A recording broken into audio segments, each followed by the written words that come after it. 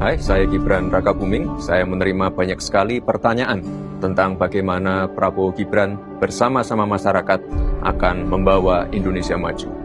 Akhirnya, saya putuskan untuk membuat video ini dan menjawab beberapa pertanyaan yang sangat menarik. Seperti Mas Rashid bertanya, apa saja program-program yang sudah ada sekarang dan akan dilanjutkan Prabowo Gibran?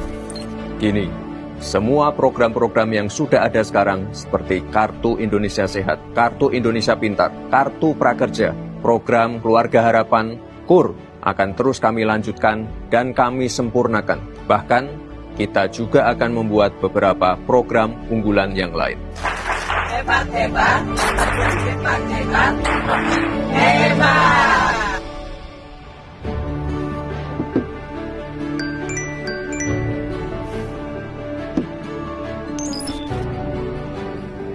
Mbak Tia penasaran, makan siang gratis dan susu gratis itu gimana sih ceritanya?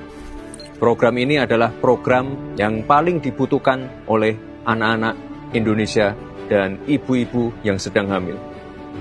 Untuk membangun generasi emas, kita butuh anak-anak yang sehat. Ibu-ibu hamil juga nutrisinya harus kita jaga untuk mengurangi angka stunting. Jadi sekali lagi saya tekankan, ini bukan hanya program, tapi investasi. Selain itu, program ini dapat menjadi stimulan untuk memajukan UMKM, pemilik warung makan atau warteg. Kesejahteraan mereka membaik, roda ekonomi berputar, dan tentunya gizi anak-anak dan ibu hamil lebih terjamin.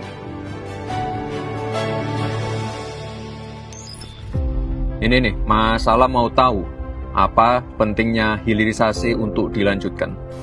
Kita harus keluar dari middle income trap.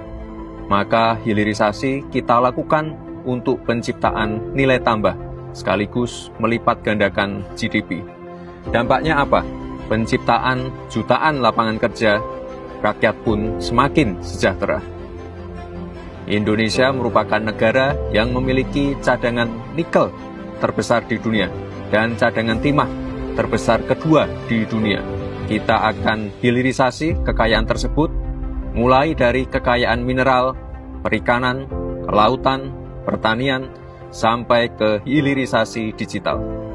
Mas Andi juga tanya, kalau hilirisasi digital itu bagaimana?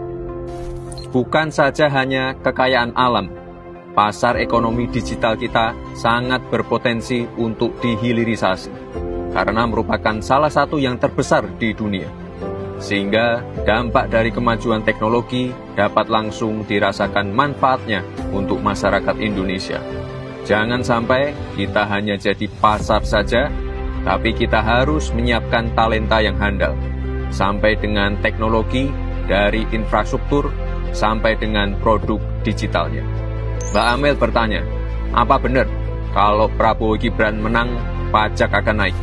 Nah ini nih, banyak yang salah mengartikan. Menaikkan rasio pajak itu berbeda dengan menaikkan tarif pajak. Lalu bagaimana cara kita menaikkan rasio pajak? Tentunya dengan meningkatkan ekspor, hilirisasi, transisi energi hijau, mengurangi impor minyak, meningkatkan produktivitas dalam negeri, dan juga swasembada pangan. Menaikkan rasio pajak berarti meningkatkan penerimaan negara. Maka ke depan perlu dibentuk Badan Penerimaan Negara yang ada di bawah komando langsung dari Presiden. Sehingga ke depan Dirjen Pajak dan Bea Cukai kita jadikan satu. Maka dalam hal ini Badan Penerimaan Negara hanya fokus pada penerimaan negara saja, tidak lagi fokus pada pengeluaran. Semoga terjawab ya. Mbak Rani bertanya, IKN gimana Mas? Pemerataan pembangunan itu wajib. Pembangunan tidak boleh lagi Jawa sentris. Saat ini investasi di luar Jawa sudah meningkat mencapai 53%. Dengan adanya pembangunan yang berkelanjutan di IKN akan membuka titik pertumbuhan ekonomi baru, meningkatkan akses dan konektivitas, serta membuka lapangan kerja. IKN ini bukan sekedar membangun gedung pemerintahan, tapi merupakan cikal bakal pemerataan pembangunan Indonesia. IKN adalah showcase transformasi pembangunan Indonesia. Jadi, boleh nggak Indonesia maju? Boleh. Boleh nggak Indonesia sejahtera? Boleh. Boleh nggak Indonesia bahagia? Boleh. Boleh nggak Prabowo Gibran? Boleh dong. Prabowo Gibran. Wes udahan syutingnya ya, saya mau kerja.